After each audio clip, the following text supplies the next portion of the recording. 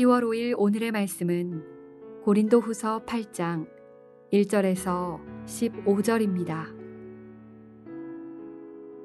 형제들아, 하나님께서 마게도냐 교회들에게 주신 은혜를 우리가 너희에게 알리노니 환난의 많은 시련 가운데서 그들의 넘치는 기쁨과 극심한 가난이 그들의 풍성한 연보를 넘치도록 하게 하였느니라.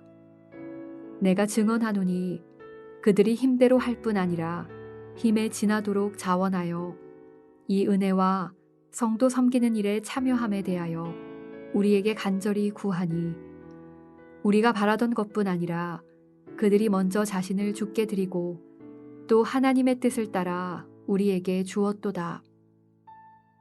그러므로 우리가 디도를 권하여 그가 이미 너희 가운데서 시작하였은즉 이 은혜를 그대로 성취하게 하라 하였노라. 오직 너희는 믿음과 말과 지식과 모든 간절함과 우리를 사랑하는 이 모든 일에 풍성한 것 같이 이 은혜에도 풍성하게 할지니라. 내가 명령으로 하는 말이 아니오 오직 다른 이들의 간절함을 가지고 너희의 사랑의 진실함을 증명하고자 함이로라.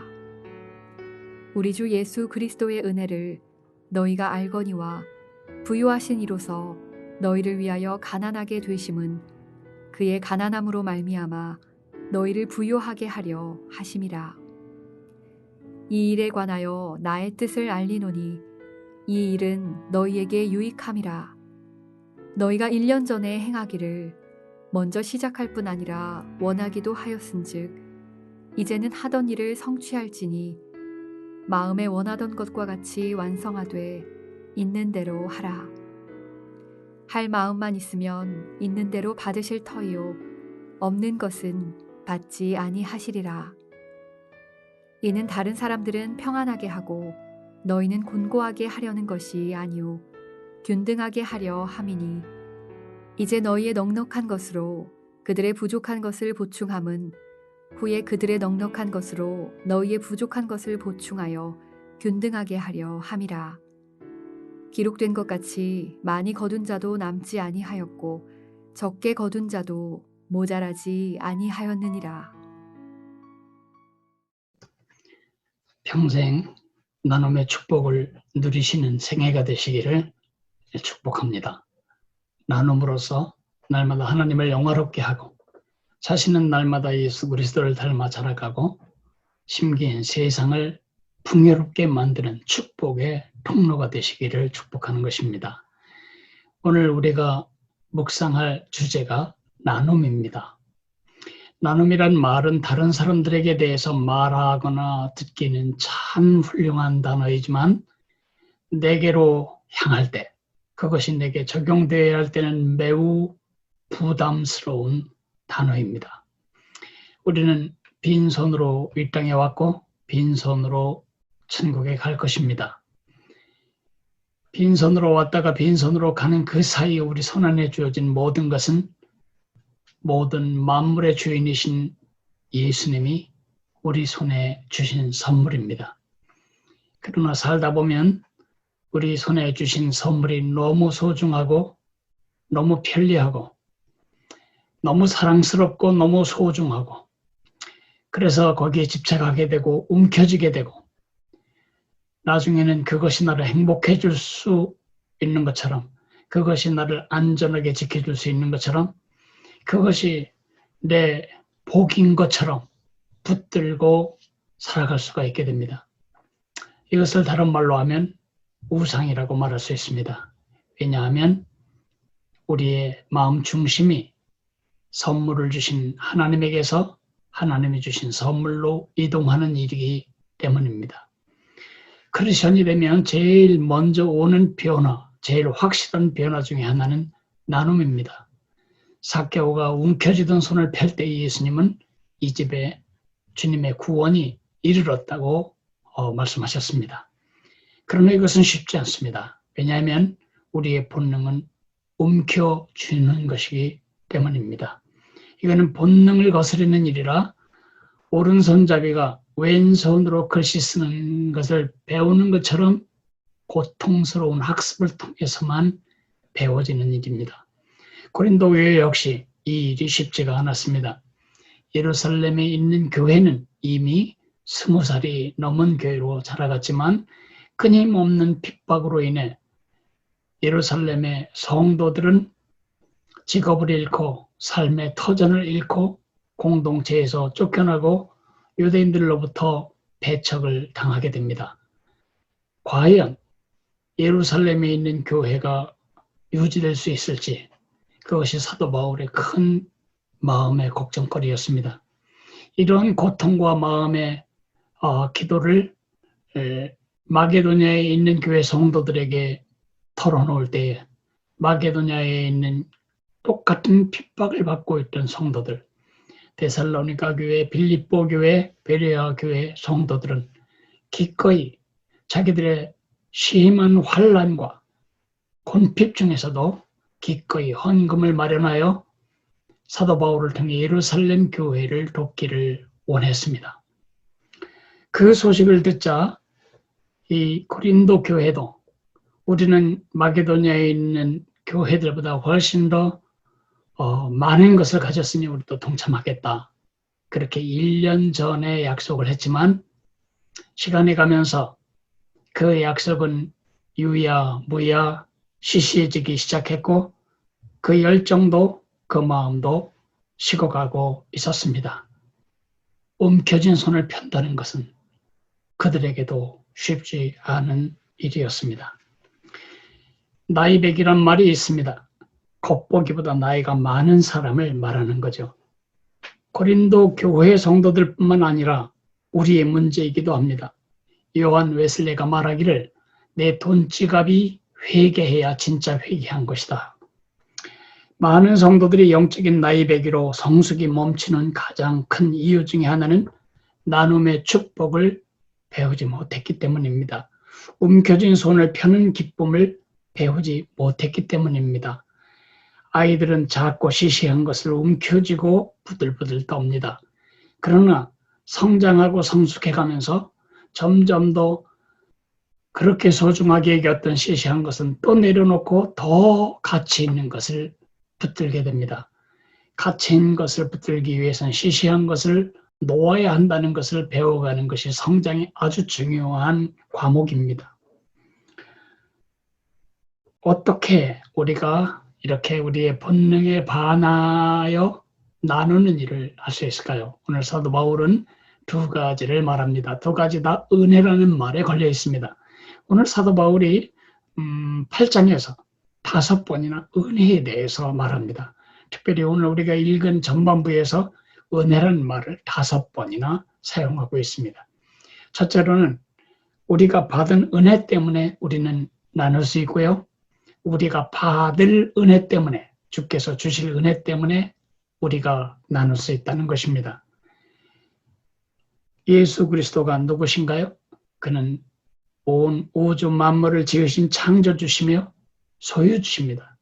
모든 부의 근원이시며 그는 진짜 부자이십니다.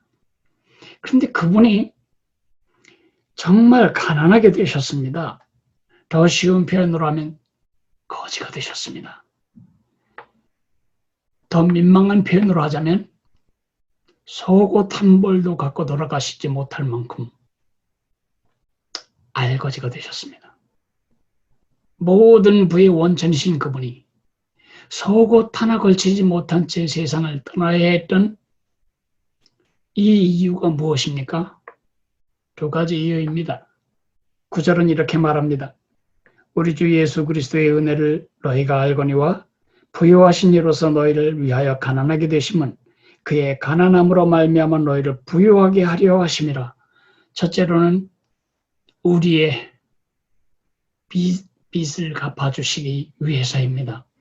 예수님은 우리의 무한한 죄와 그 책임을 십자가에서 대신 다 떠맡고 죽으심으로 우리의 빚을 갚아주셨습니다. 뿐만 아니라 우리를 부유케 하기 위해서 그분은 그렇게 가난하게 되신 것입니다. 그 받은 은혜의 실상을 정확하게 알았던 그 데살로니가 교회, 빌립보 교회, 그리고 베레아 교회, 이 마게도니아 성도들은 환난의 많은 시련과 극심한 가난 가운데서도 넘치는 기쁨과 열정으로 헌금을 할 수가 있었던 것입니다. 여러분의 손을 들여다보십시오. 여러분 손 안에 있는 모든 것은 그 예수님이 소유고 예수님이 주인이십니다. 그분이 여러분 손에 그것을 선물로 맡겨 놓으신 것입니다. 우리는 그분의 뜻대로 그것을 활용하여 살고 섬기며 살다가 어느 날 빈손으로 그분께 갈 것입니다. 우리는 예수님이 주신 몇 가지를 움켜쥐고 살 사람이 아니라 그것을 주신 예수님을 움켜쥐고 살아야 할 사람입니다. 선물을 양손에 잔뜩 움켜쥔 아이는 그 선물을 주셨고 주고 계시고 앞으로도 주실 아버지 손을 붙잡을 손이 없습니다. 또 한 가지 우리가 기꺼이 움켜쥔 손을 펼 수 있는 이유는 받을 은혜 때문입니다. 그분이 베푸실 은혜를 받기 위해서입니다.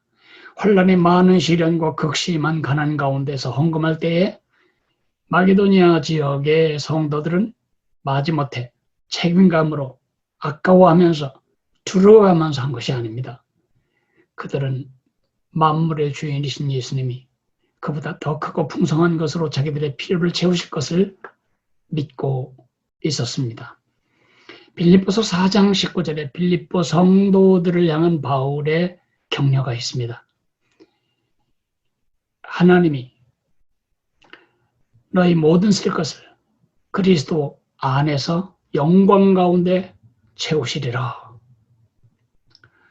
바울은 고린도 성도들에게 출애굽할 때에 날마다 먹었던 만나의 예를 들고 있습니다. 많이 거둔 자도 남지 아니하였고 적게 거둔 자도 모자라지 아니하였느니라. 만나는 날마다 새롭게 공급되었습니다. 많이 거뒀다고 해서 쌓아놓을 것도 없었고 적게 거뒀다고 해서 굶는 일도 없었습니다. 만나는 이틀까지 보존할 수 없었습니다. 그날 내려진 만나를 그날 먹고 그 다음날 필요는 또 그 다음날 새롭게 공급받을 것이었습니다. 이들은 묵은 만나를 먹는 일이 없었습니다. 이것은 이스라엘 백성들이 날마다 하늘의 공급으로 살아야 할 삶의 원리를 가르치기 위함이었습니다. 유통되지 않고 고인 물은 썩습니다. 유통되지 않고 고인 피는 고름으로 썩습니다. 유통되지 않은 복은 썩습니다. 하나님은 새롭고 풍성한 은혜를 날마다 우리에게 채워주기를 원하십니다.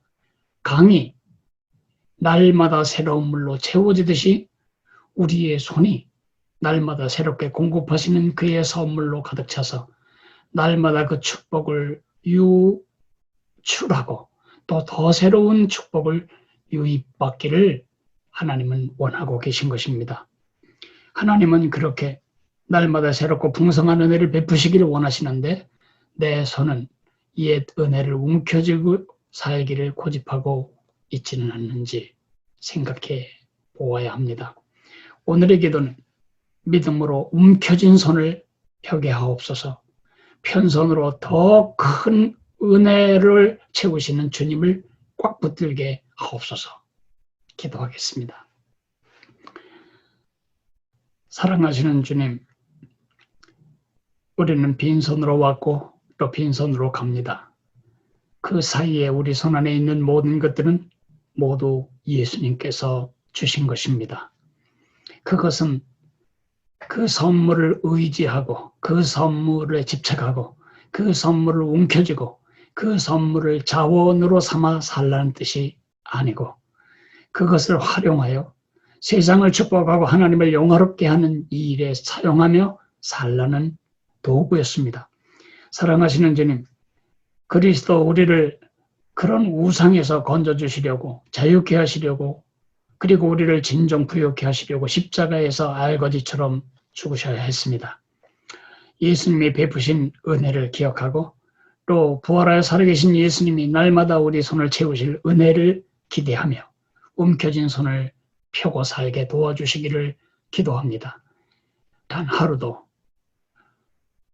묵은 은혜를 의지하고 살지 않도록 날마다 우리 손이 날마다 새롭게 더 풍성하고 충만하게 채워지는 새로운 은혜를 먹으며 살아가도록 믿음을 주옵소서. 예수님 이름으로 감사하며 기도했습니다. 아멘. 하늘에 계신 우리 아버지여, 이름이 거룩히 여김을 받으시오며 나라가 임하시오며 뜻이 하늘에서 이루어진 것 같이 땅에서도 이루어지리이다. 오늘 우리에게 일용할 양식을 주시옵고 우리가 우리에게 죄 지은 자를 사하여 준 것 같이 우리 죄를 사하여 주시옵고 우리를 시험에 들게 하지 마시옵고 다만 악에서 구하시옵소서. 나라와 권세와 영광이 아버지께 영원히 있사옵나이다. 아멘.